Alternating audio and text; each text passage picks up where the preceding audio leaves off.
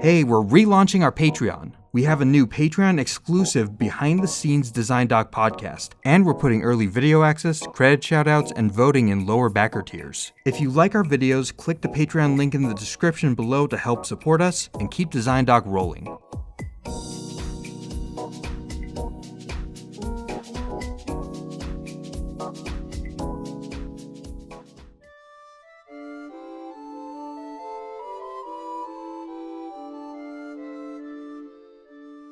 Square caught fire in the late 90s. Over 5 years, they released a string of 4 JRPG masterpieces back to back to back to back. Dozens of other studios have made countless JRPGs since then. Some have been great, some are a different kind of great. But Square's streak of speed and quality was unmatched from Final Fantasy VII through X. Yes, that includes the one with the gun hot glued to a sword. Right in the middle of that streak was Final Fantasy IX. It wasn't the best selling, but it sold well enough. It wasn't the best looking of the 4, but for a game on the original PlayStation, it looked great. It didn't have the best soundtrack. Wait, I take that back. Maybe it did. But it had a killer narrative and a very good level up system. Let's dive into Final Fantasy IX and explore how Square created a gripping narrative, a tight gameplay loop, and talk about what it took to design Sakaguchi's masterpiece.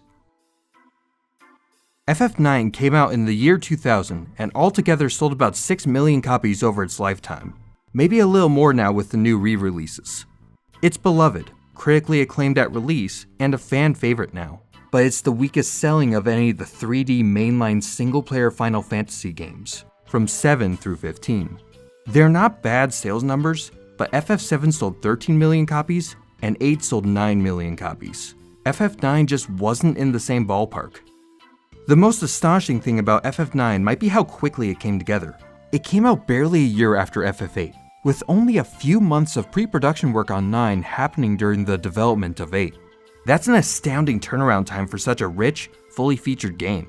It's been a long time since top-end AAA game development could crank out a game in a little over a year, and Square hasn't come close to matching that since.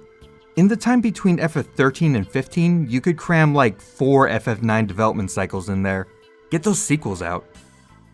With its release date announced in the same press conference that introduced both Final Fantasy X and 11, FF9 was never given a chance to breathe.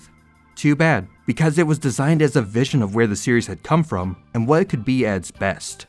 A beautiful fusion of classic sword and sorcery Final Fantasy and the system-heavy story-driven epics of the more recent games.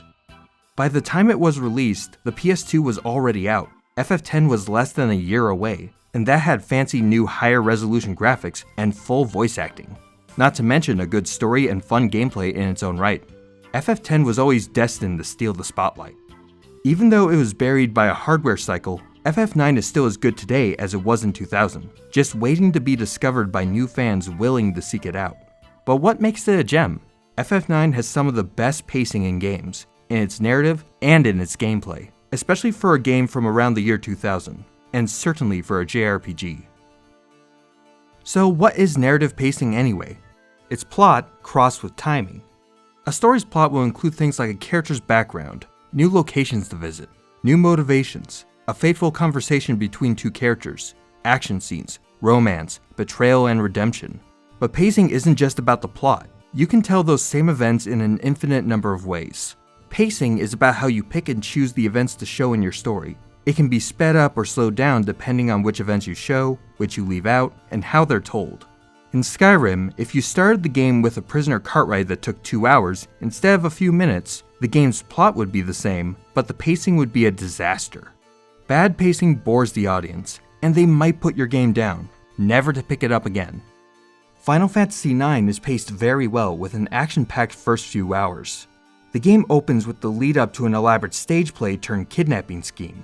You flip between Zidane, the thief and theater troupe member, Vivi, a lonely young black mage looking for a place to watch the show, and Steiner, the bumbling captain of Alexandria's Knights of Pluto.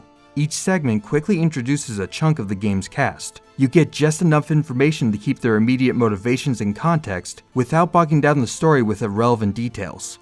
Vivi's story starts with him finding out his ticket to the play is fake, but you get the sense that Vivi is out of place, on a deeper level than just a counterfeit ticket. and then he gets accidentally swept up in the heist. You get clear goals for Zidane, Garnet, and Steiner, and an antagonist to root against in Queen Braun. Supporting characters like the Tantalus group of thieves, the Jesters, and Beatrix appear briefly to be fully integrated later. You're introduced to the beautiful streets of Alexandria, filled with dozens of NPCs to give it vibrancy. Even the save system has a bit of depth to it, with the start of a subplot about the Mughals' mail delivery system. Within the first hour of play, you're led outside of the city and into a forest mini-dungeon and an ice cavern mini-dungeon. The characters start to flesh out their motivations and what they're immediately trying to do, and you start to have way more questions about Vivi. Oh boy, that's rough, bud. Through the first 2 hours, you've already met most of the game's major players. You were exposed to tons of story hooks, you've played through 2 dungeons, and have gotten used to the battle system. These story beats are made up of just a few sentences, but they paint the world in surprising detail. Each new segment opens the door to a little more of a character's true depth and personality. You zip between groups and plot hooks so quickly that the game never feels like it has stalled out or started to flood you with one big exposition dump. It lets the intrigue of the Mist Continent and the world of Gaia develop gradually, but steadily in the background. Most of the rest of the modern Final Fantasy games take a longer time to get into gear. FF13's 20-hour tutorial is the most famous and worst example. FF8 gives you a battle system and story exposition dump back to back at the very start. FF10 was a slower burn, meandering for 2 or 3 hours after an explosive beginning. FF15 is actually close to FF9 in its early game pacing, with a more reasonable 20-ish minutes to get into the action. Throughout the first 2 discs of FF9, the stakes steadily build, alliances develop and deepen, the antagonists reveal themselves and evolve. The game's expert pacing keeps players in the flow of the story, and before you know it, you're fully committed to the complex world of Final Fantasy IX. So FF9's narrative pacing is phenomenal, and if it were a novel or a TV series, that would be the start and end of it. But games are different, games are interactive, and there's a different sort of pacing that games can use, beyond their story. Many designers call it the gameplay loop.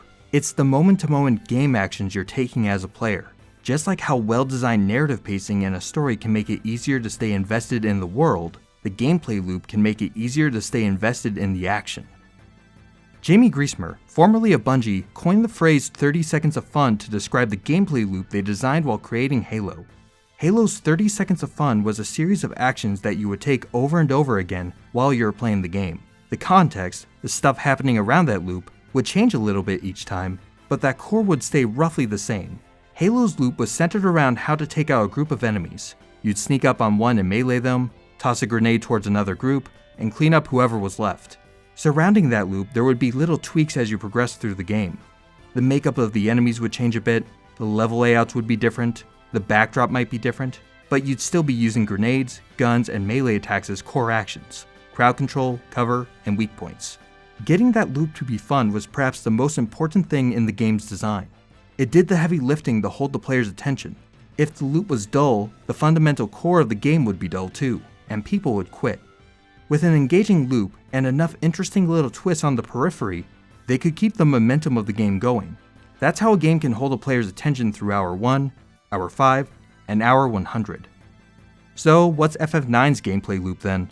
You've got the usual turn-based JRPG battle mechanics on one hand, wait your turn and punch some monsters. Get experience when you win, then level up. Basic stuff. But it turns out that surface level grind isn't all that important in FF9. It's not that difficult to keep your character levels very low and still win the game. There's another more important mechanic that helps pace the game just like the narrative loop does. FF9 has an AP system that combines skills and equipment into a system that keeps your interest and feeds right back into the basic JRPG combat loop. Every weapon, piece of armor, or accessory you can equip has a set of abilities. There's spells, passive skills, or unique moves that certain members of your party can learn. As you fight monsters, you gain AP, which goes into filling up a progress bar on each of those learnable abilities. Equip some higher level armor you just found, and immediately get a test run of a cool new move, a handy way to protect your character, or a new way to fight an enemy. Fill up one of the bars, and now you get the ability permanently. Each of these abilities will slightly tweak that basic JRPG battle loop. Now instead of just hitting enemies, you can roast them, or zap them with an Eidolon. The skill progress bars will complete at different rates, so almost every battle you're unlocking something and juggling equipment among your party members so they're always learning something new. You start to strategize around the equipment loadout, not just on a strict, this is stronger than this way, but in a, how can I most efficiently learn all the skills I want to use way. It makes players feel like they're more involved in the progress of their character, more so than just sitting around and waiting for predefined skill sets to unlock in strictly more linear systems, like those in FF4 or 13. Just like a fast-paced story will keep a narrative from feeling like a slog, the constant drip of new abilities helps keep the gameplay from bogging down. Combined with the game's excellent narrative pacing, it makes the game so easy to fall into, and so easy to love. Final Fantasy IX was made incredibly fast, but was carefully crafted. It was the refined version of its more popular predecessors on the PlayStation. It draws from the series' history with countless references, but also as a logical culmination of what the first game wanted to be. FF9 became the most complete package that Square had ever made. It's not as sweeping as 7, not as experimental as 8, not as groundbreaking as 10, not as intricate as 12, not as flashy as 13, not as pretty as 15, but Final Fantasy IX is an incredible game, and in my book, it's the platonic ideal of Final Fantasy.